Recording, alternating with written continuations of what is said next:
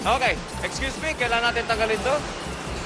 Yeah, para hygienic lagi tayo. Okay. Okay, so,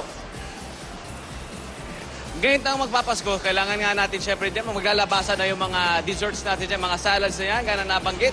At syempre, eto na, narito tayo ngayon sa San Pablo, Laguna, diba, sa paggawaan ng, isang malaking paggawaan ng mga bottled preserves, bottled fruit preserves, nata de coco, ito, di ba yan? Paano nga ba ginagawa yan, di ba? Napaka-sweet ng proseso. Umpisahan natin coco jelly, coconut jelly, at ito ay sumasailalim sa matinding de-acidification. De-acidification. Dahil naturally acidic ang coconut, di ba? Ang nyog, ang buko, kailangan yan ay tanggalan ng acid for how many hours? 6 hours sila yan tatanggalan. Pinapakuluan ng normal lang temperature lang naman na tubig. Pagkatapos niyan ay dadaan ito sa cooking process. Ang kanilang coco jelly ay niluluto sa tubig at asukal for about 1 hour, di ba? Minamatamis na yan dyan sa napakalaki mga vats na yan. Pinapakuluan yan at pagkatapos naman ito ay sasailalim sa sorting. Itong ginagawa natin ngayon. Itong nata de coco nito, ibang color, iba't ibang kulay yan, di ba? Kaya di ba, pag kumakain tayo ng mga fruit salad dyan, ngayong Pasko, magbahagi naman kayo riyan. Di ba? Iba't ibang kulay, ang ganda ng kulay, nagpa-pop yung color niya, oh, di ba?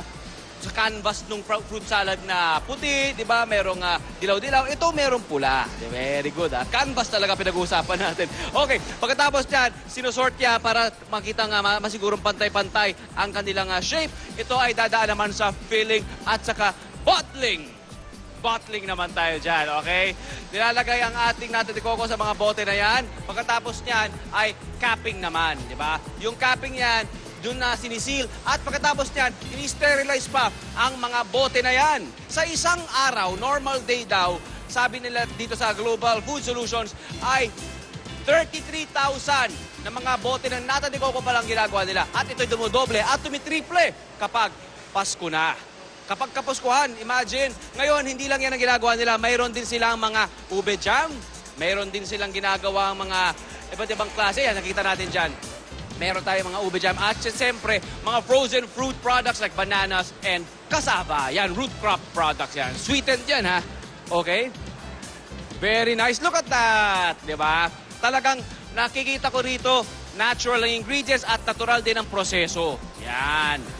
Napakalinis din at stringent ng kanilang technique. Grabe. Okay, very nice. Kung halimbawa naman gusto nyo gawin dito sa bahay, simple lamang yan. Mga preserved fruits, maaari nyo gawin negosyo.